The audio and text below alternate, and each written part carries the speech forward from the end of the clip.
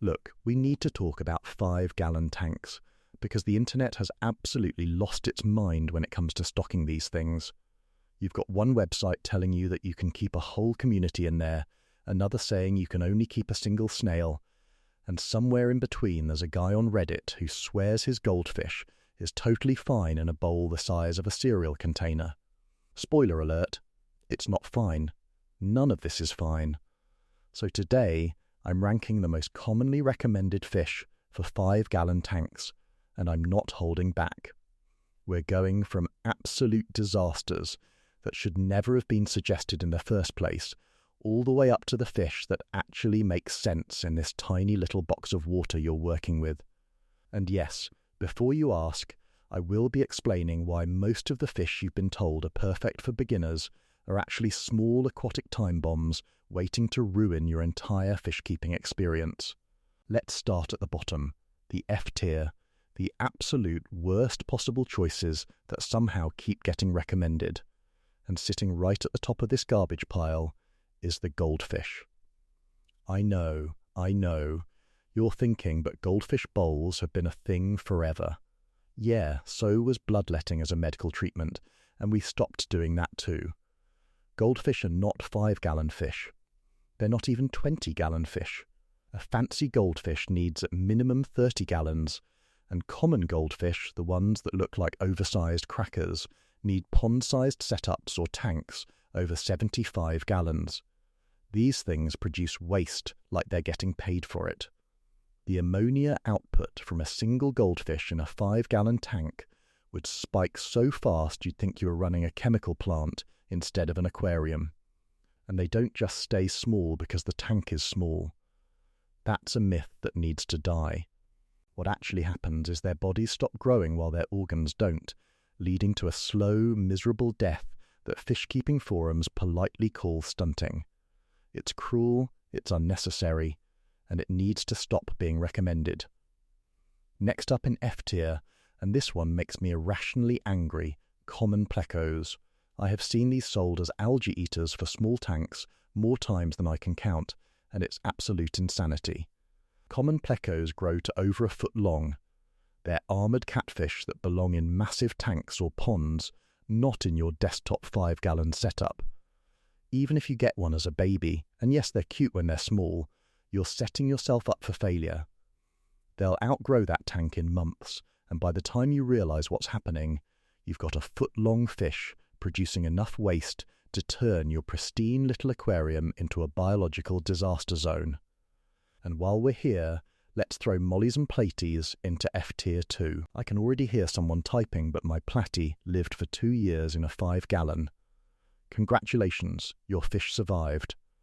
Surviving and thriving are not the same thing. These are active fish that need swimming space, stable water parameters, and in the case of mollies especially, they need larger volumes of water to dilute their waste. Platies are a bit hardier, sure, but they're also live bearers, which means if you keep males and females together, you're about to learn what exponential population growth looks like. You'll go from 2 fish to 20 faster than you can say biological filtration, and that 5-gallon tank will crash harder than the stock market in 2008. Moving up slightly to D tier, we've got fish that technically can survive in a 5-gallon, but you'd have to be so precise with your care that it stops being fun and starts being a part-time job. Guppies land here. Yeah, they're small. Yeah, they're colourful. Yeah, every beginner guide recommends them.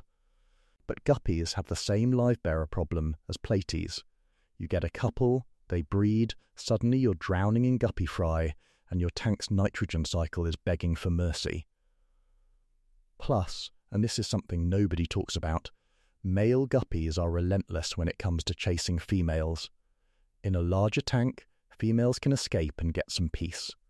In a 5-gallon, she's stuck in there with a tiny aquatic stalker who won't leave her alone. It's stressful for the fish, and it'll be stressful for you when you're trying to figure out why she's hiding in the corner looking miserable. White Cloud Mountain minnows also sit in D tier, and I know this one's controversial because they're always on those best fish for small tanks lists. Here's the thing, they're schooling fish.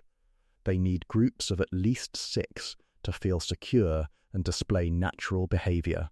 You could theoretically keep 6 in a 5-gallon, but it's going to be cramped, the bioload is going to be constantly on the edge, and you're going to be doing water changes every other day just to keep things stable. It's not impossible, but it's also not what I'd call beginner-friendly or enjoyable long-term. Now we're getting into C tier, the maybe if you really know what you're doing category. Celestial Pearl Danios or CPDs sit right here. These fish are gorgeous, I'll give them that. They've got this amazing galaxy-like pattern, they're small, they stay small, and every aquascaping influencer on Instagram has them in a planted nano tank looking absolutely stunning. But here's what those Instagram posts don't show you. CPDs are shy, they're easily stressed, and they absolutely need to be in groups.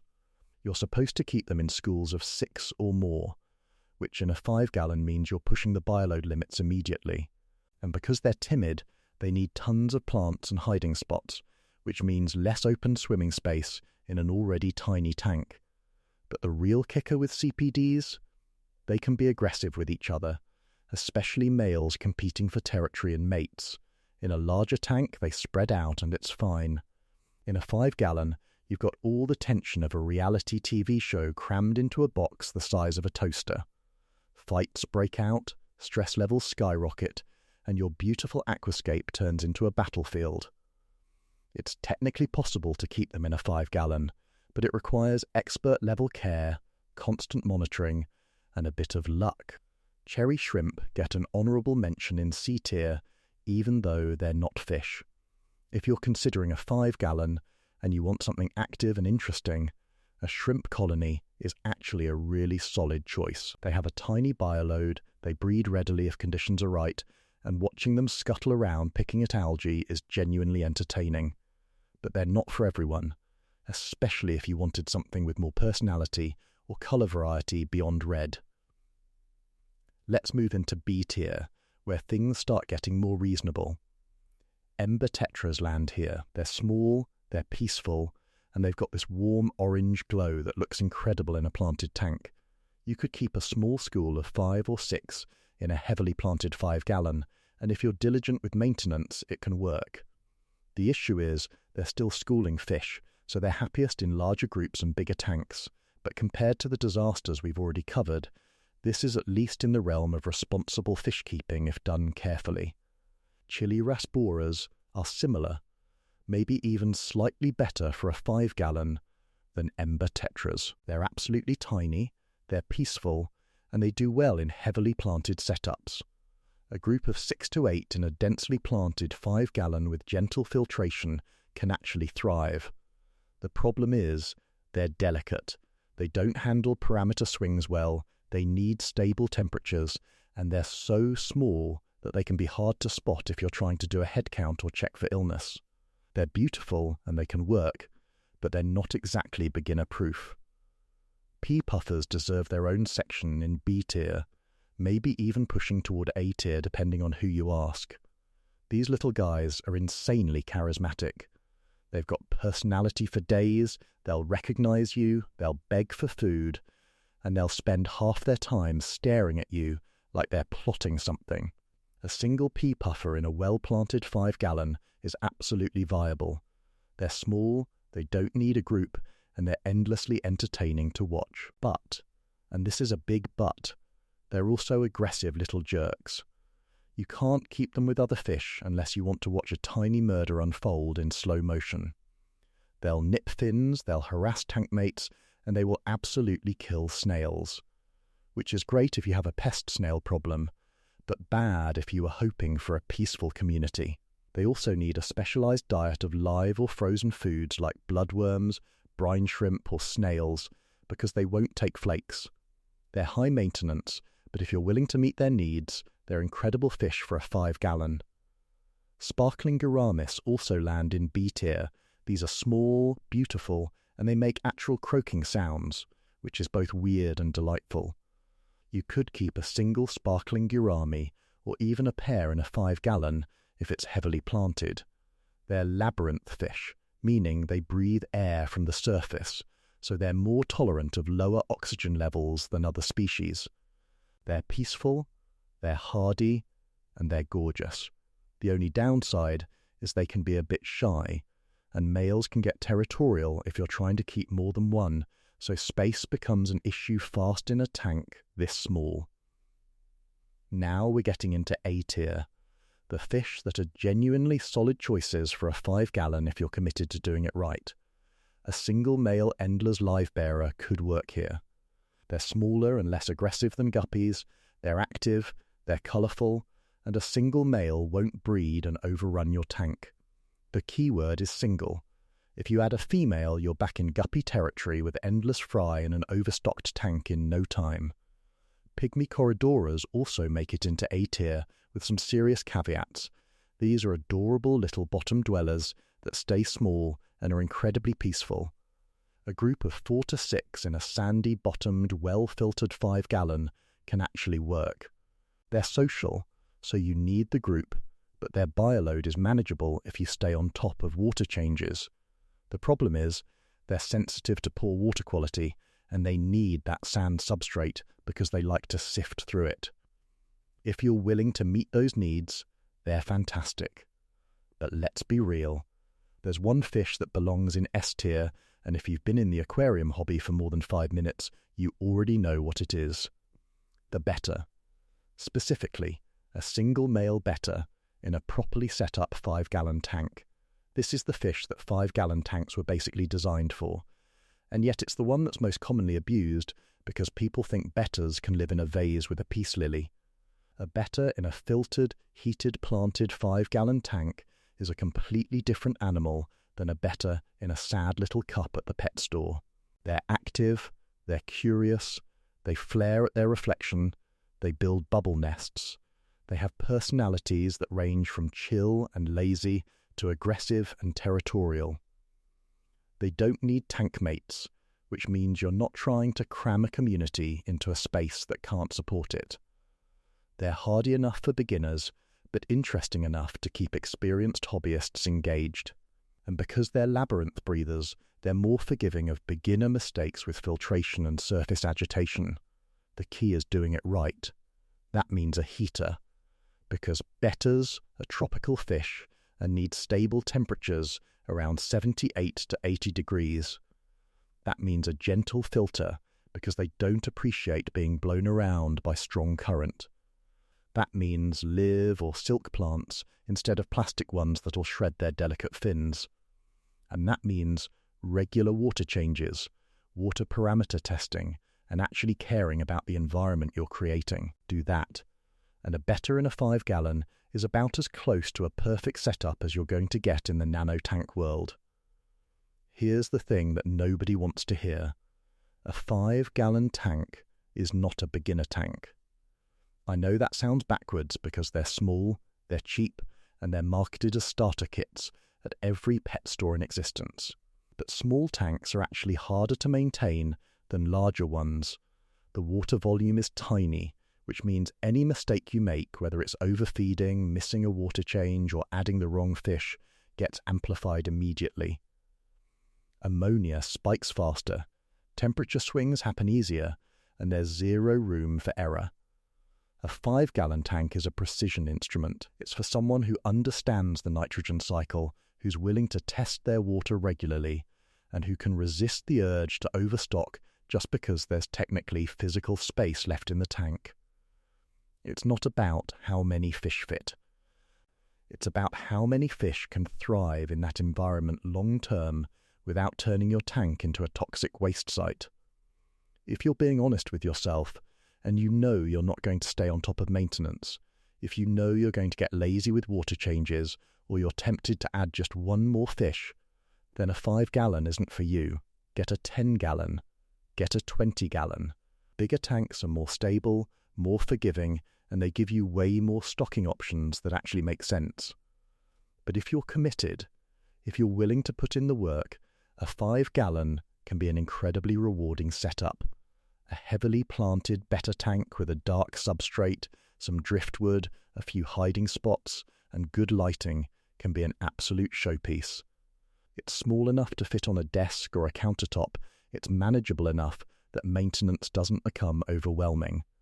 And it's focused enough that you're giving one fish everything it needs to truly thrive, instead of spreading yourself thin trying to maintain a community that's constantly on. The edge of disaster. And let's address the elephant in the room: fish bowls. If you're still keeping fish in an unfiltered, unheated bowl, we need to have a come-to-Jesus moment. That's not fish keeping. That's slow-motion fish torture with extra steps. I don't care if your grandma kept a goldfish in a bowl for 3 years and it was fine. It wasn't fine. It was surviving in spite of the conditions, not because of them. We know better now. We have better equipment, better information, and better options. There's no excuse. The same goes for those half-gallon Betta cubes that get marketed as cute desktop tanks. They're garbage. A Betta cannot thrive in half a gallon of stagnant water. It'll survive for a while because Bettas are tough as nails, but it's not going to live a full, healthy life. You're robbing that fish of everything that makes it interesting just so you can have a living decoration on your desk. If that's your mindset, get a plastic fish. It'll last longer, and you won't have to feel guilty when it dies after 6 months. So where does that leave us?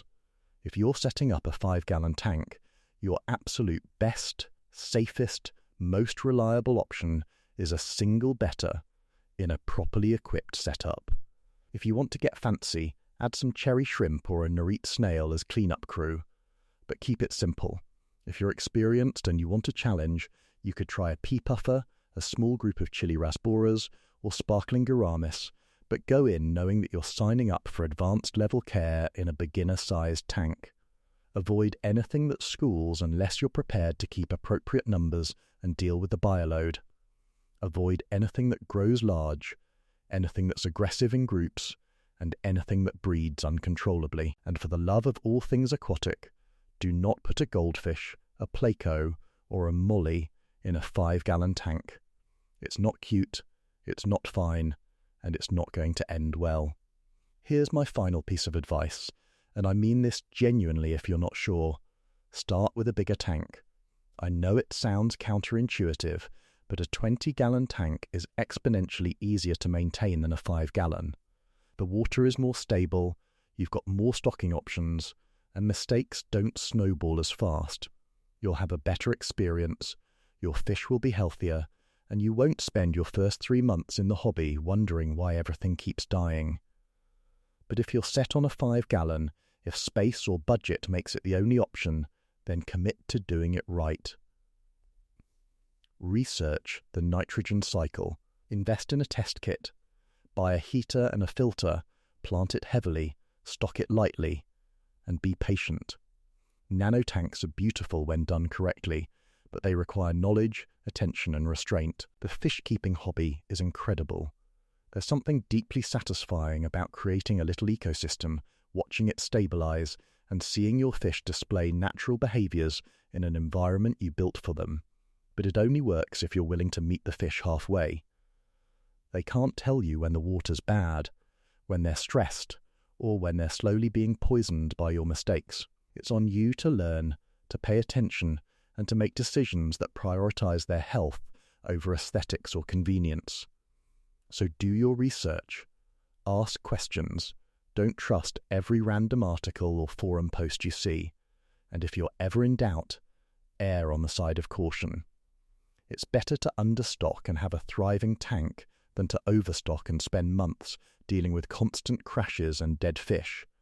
If this helped you out, if it cleared up some confusion or stopped you from making a mistake that would have cost you time, money, and fish lives, leave a comment and let me know what you're planning to stock in your 5-gallon. And if you haven't already, subscribe, because we've got a lot more myth-busting and honest fish-keeping advice coming your way. Now go set up that tank the right way.